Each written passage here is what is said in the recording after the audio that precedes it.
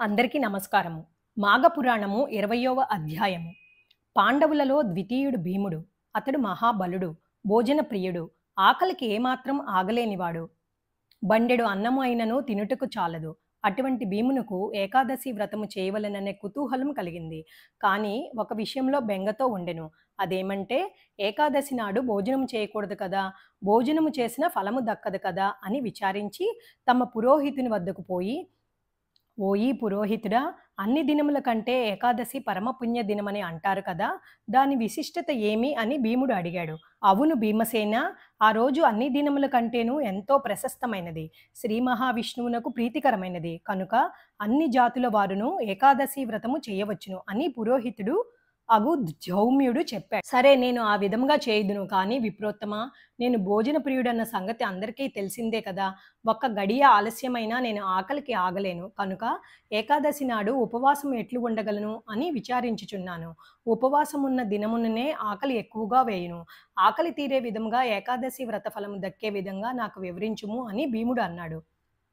భీమసేనుని పలుకులకు ధౌమ్యుడు చిరునవ్వు నవ్వి, రాజా, ఏకాదశి వ్రతమునకు దీక్ష అవసరము. దీక్షతో ఏ కార్యము చేసినను కష్టములు కనిపించవు గాన నీవు దీక్ష బూనినచో ఆకలి ఉండదు. రాబోవు ఏకాదశి అనగా మాఘశుద్ధ ఏకాదశి మహాశ్రేష్టమైనది.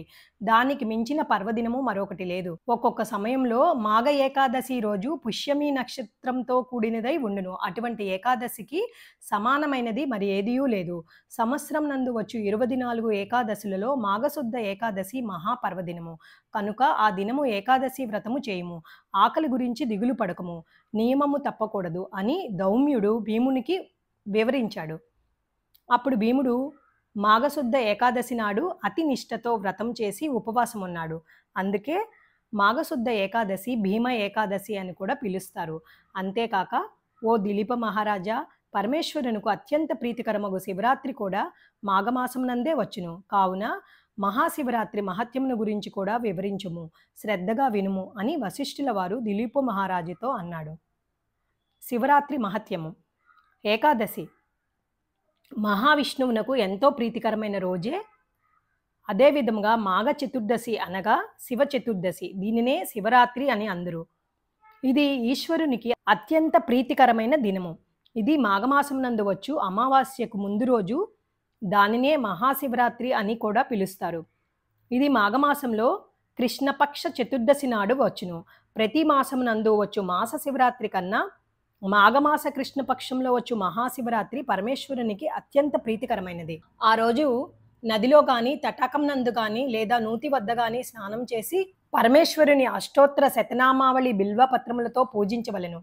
అట్లు ఆ విధంగా పూజించి శివప్రసాదము తిని ఆ రాత్రి అంతయు తప్పనిసరిగా జాగరణ చేసి మరునాడు అమావాస్య స్నానము కూడా చేసినచో ఎంతటి పాపములు కలిగి ఉన్నను అవన్నీ వెంటనే హరించుకుపోయి కైలాస ప్రాప్తి కలుగును.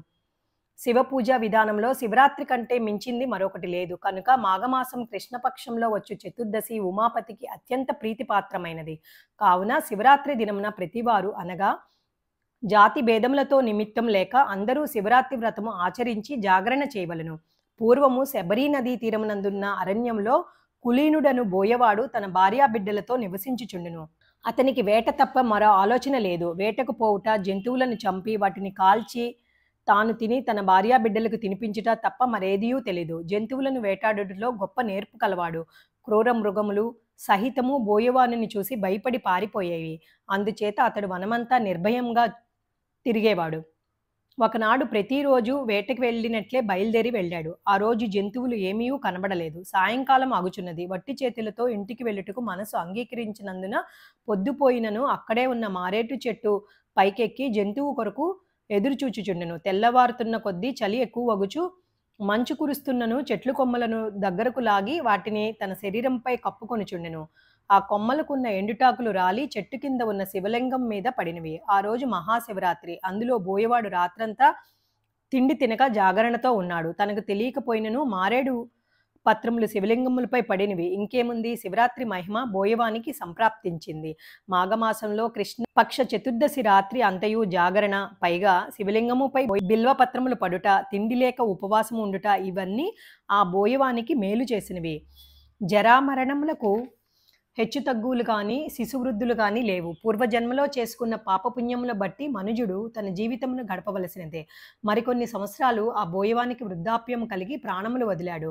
వెంటనే యమభటులు వచ్చి వాని ప్రాణములు తీసుకొని పోవుచుండగా కైలాసము నుండి శివదూతలు వచ్చి యమదూతల చేతిలోనున్న బోయవాని జీవాత్మను తీసుకొని శివుని దగ్గరకు తీసుకుపోయారు. యమభటులు చేసేది లేక యమునితో చెప్పగా యముడు కొంతసేపు ఆలోచించి శివుని వద్దకు వెళ్ళాడు. శివుడు, పార్వతి, గణపతి, కుమారస్వామి, నంది, తుంబుర నారద గణాలతో కొలువుతీరి కూర్చుని ఉన్న సమయంలో యముడు వచ్చి శివునికి నమస్కరించాడు. ఉమాపతి యముని దీవించి ఆసనముపై కూర్చుండబెట్టి కుశల ప్రశ్నలు అడిగి రాకకు కారణమేమిటని అడిగాడు. అంతటా యముడు, మహేష, చాలా రోజులకు నీ దర్శన భాగ్యము కలిగినందుకు మిక్కిలి సంతోషించుచున్నాను, ఆనందించుచున్నాను. నా రాకకు కారణమేమనగా ఇంతకు ముందు మీ దూతలు తీసుకువచ్చిన బోయవాడు మహాపాపి, క్రూరుడు, దయాదాక్షిణ్యాలు లేక అనేక జీవహింసలు చేసి ఉన్నాడు. ఒక రోజున అనగా మహాశివరాత్రి నాడు తాను యాదృచ్ఛికంగా జంతువులు దొరకనందున తిండి తినలేదు. ఆ రాత్రి చలిబాధకు తట్టుకొనలేక బిల్వపత్రములను కప్పుకున్నాడు. జంతువులను వేటాడుటకు రాత్రి అంతయు మేలుకొని ఉన్నాడు. కానీ చిత్తశుద్ధితో తాను శివలింగమునకు పూజ చేయలేదు. కనుక అతనిని కైలాసమునకు తీసుకుని వచ్చుట భావ్యమా? అంత మాత్రంన అతనికి కైలాసము దొరుకునా అని యముడు చెప్పాడు. అంతట పరమేశ్వరుడు, యమధర్మరాజా, ప్రీతికరమైన మహాశివరాత్రి పర్వదినమున బిల్వపత్రములు నా పైన వేసి తిండి లేక జాగరణతో నున్న ఈ బోయవాడు కూడా పాప విముక్తుడు కాగలడు. ఈ బోయవానికి కూడా ఈ వ్రతఫలము దక్కవలసిందే. కనుక ఈ బోయవాడు పాపాత్ముడైన ఆనాటి శివరాత్రి వ్రతమహిమ వలన నా సాయుధ్యం కలిగినది అని పరమేశ్వరుడు యమునికి వివరించాడు. యముడు చేసేది లేక చంద్రశేఖరునికి నమస్కరించి అచ్చటి నుండి వెళ్ళిపోయాడు. మాఘపురాణము 20వ అధ్యాయము సమాప్తము. ఓం తస్సత్.